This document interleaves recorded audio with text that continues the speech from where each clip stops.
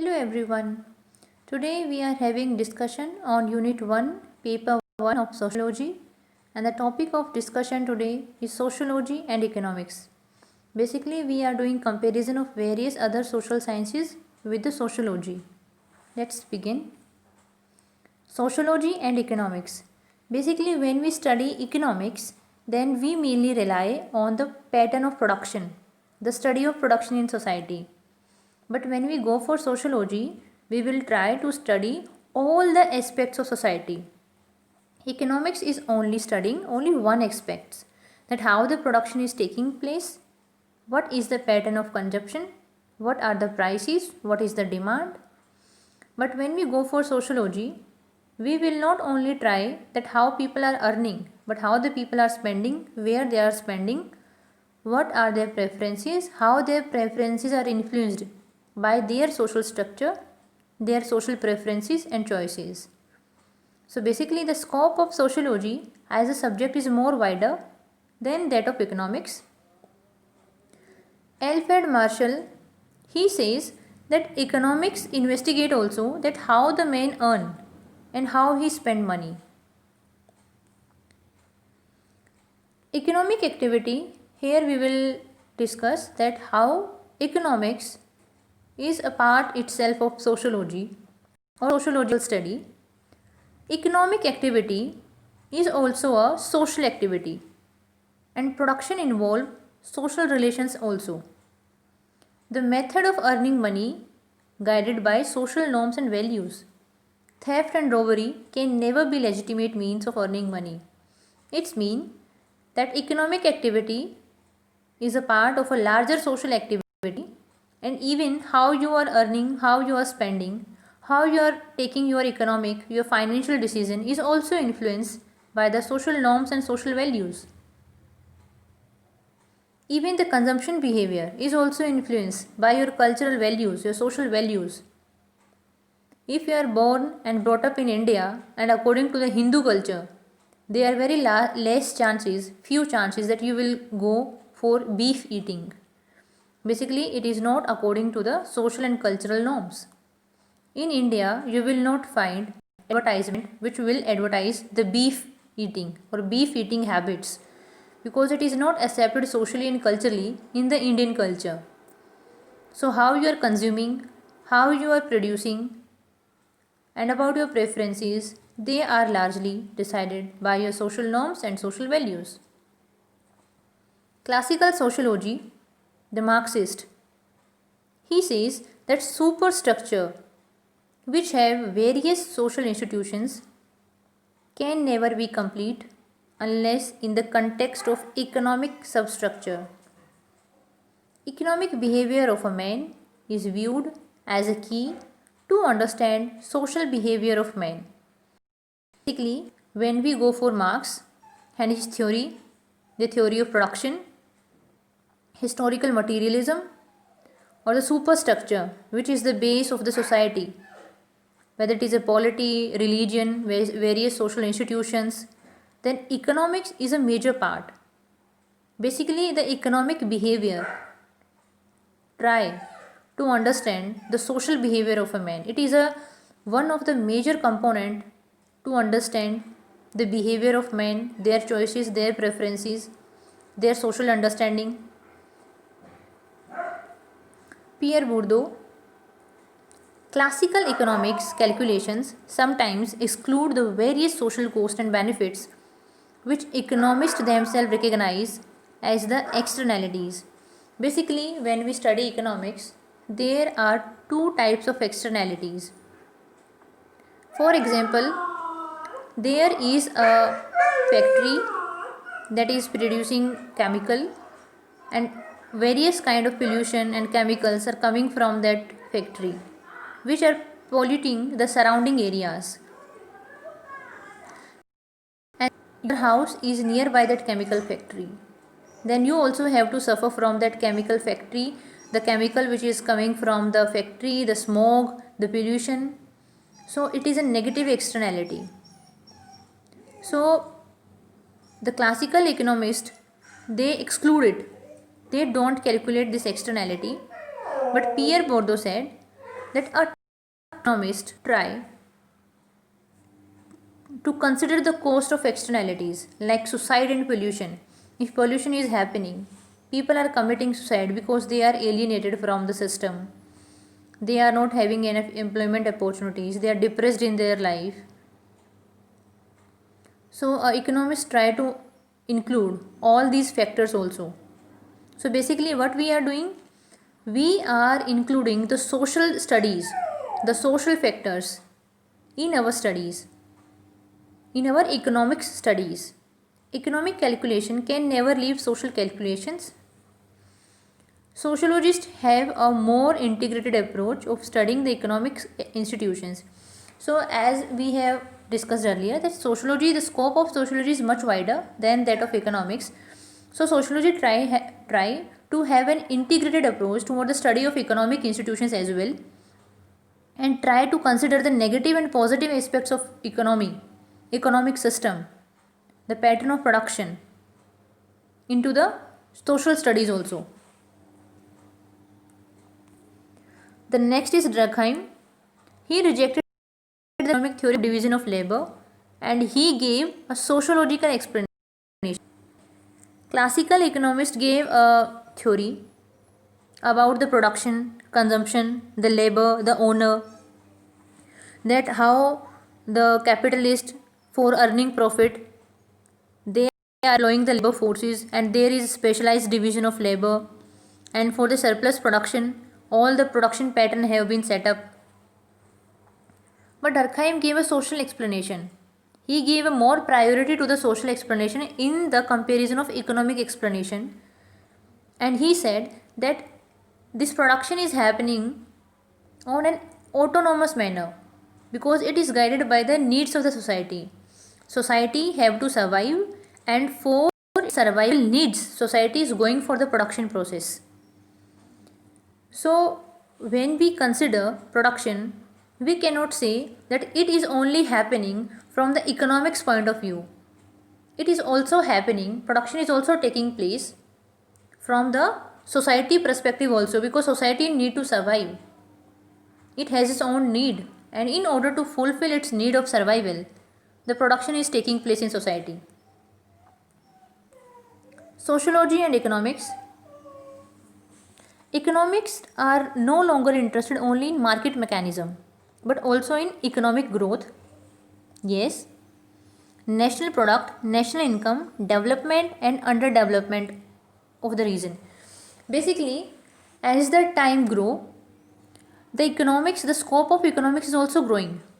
With time, the scope of economic is getting more wider.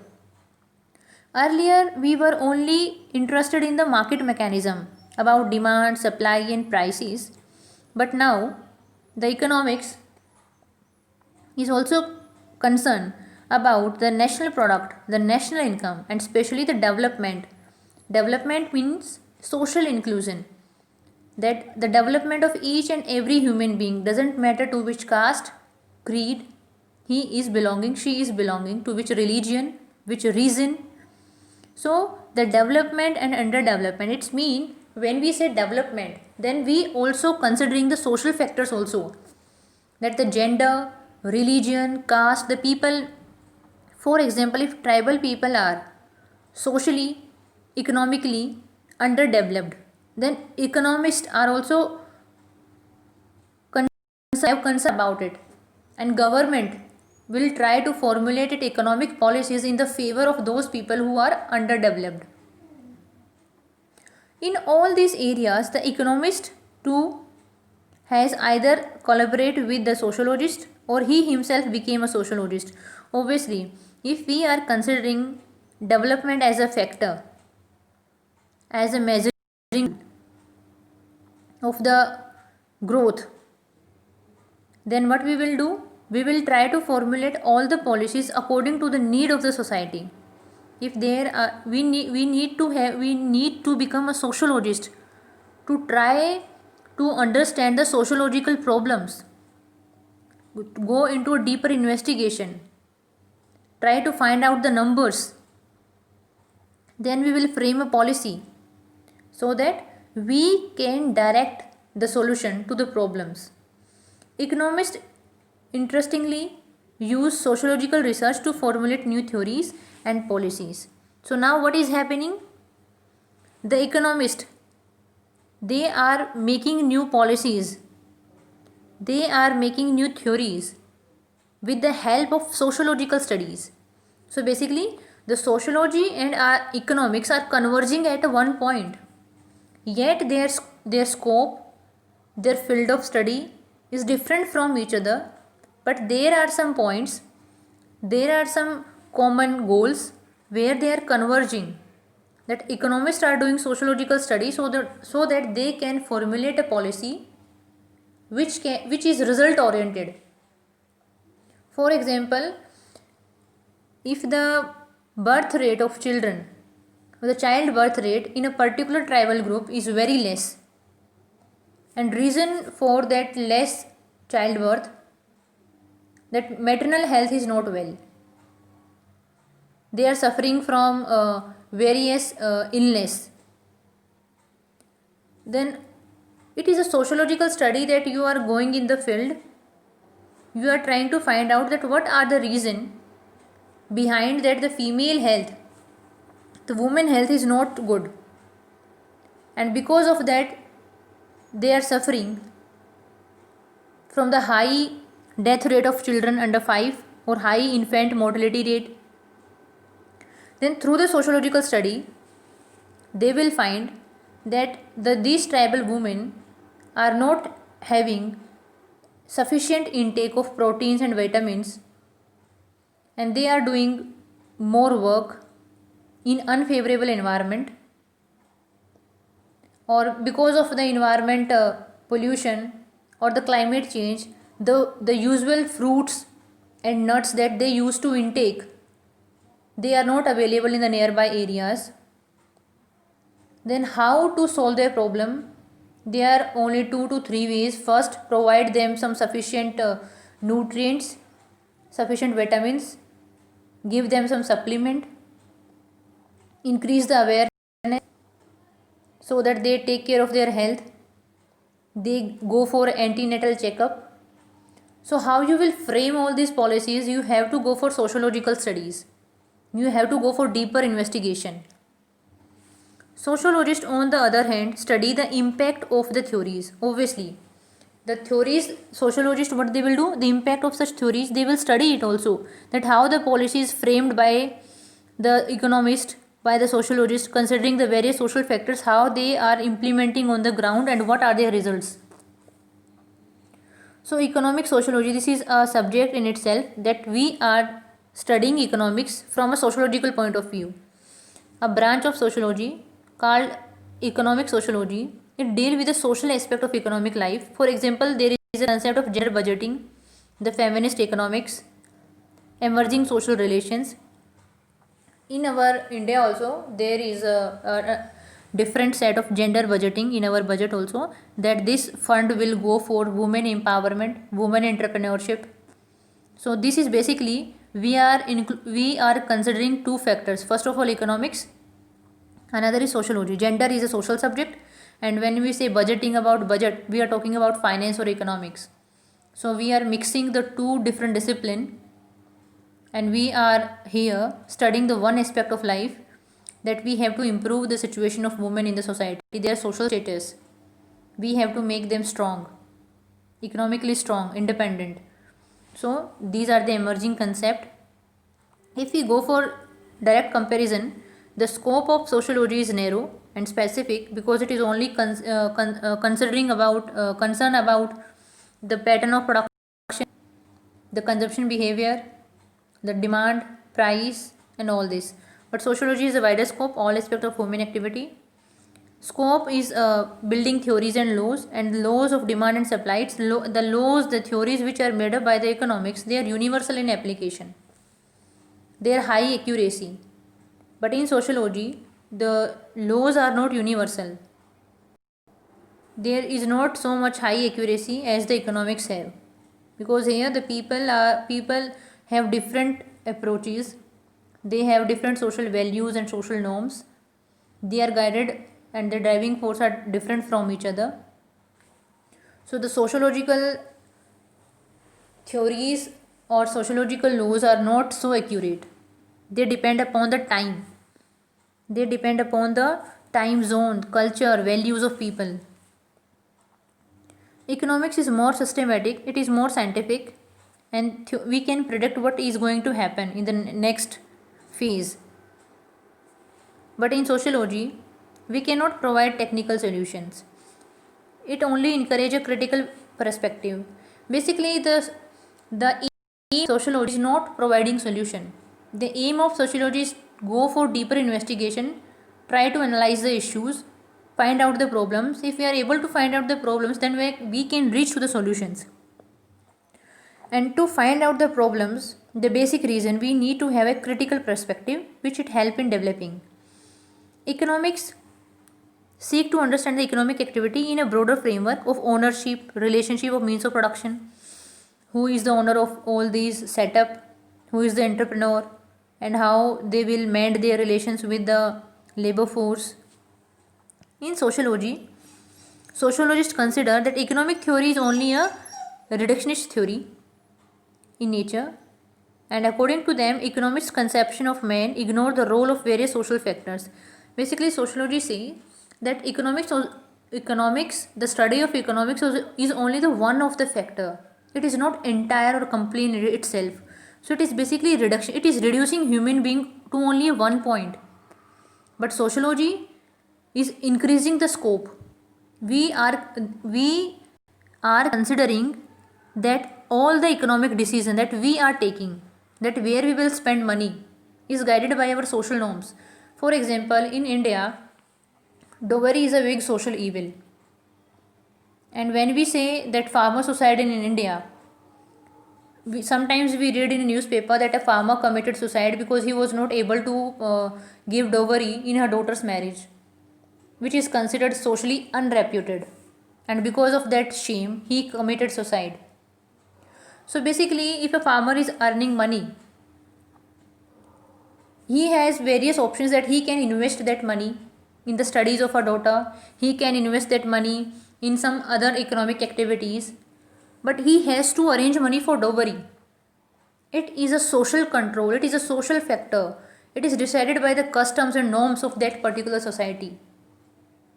So economics decision, where you will spend money, how you will invest money, how much, where, all these decisions are influenced by the sociological perspectives of religion, culture and norms, etc.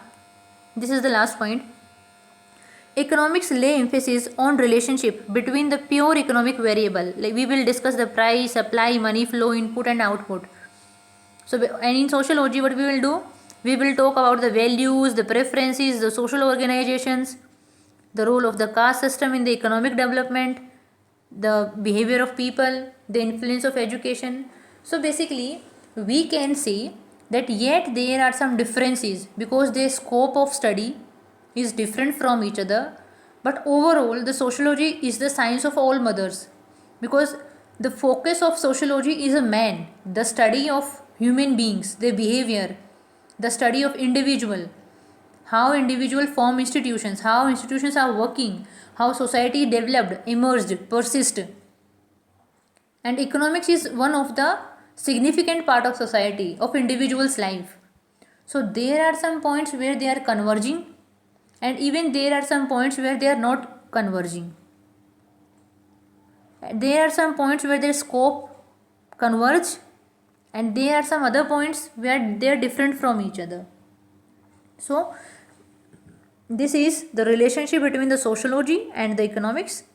So we end our lecture here. In our next lecture, we will discuss about the sociology and other social sciences, for example, anthropology. Thank you guys.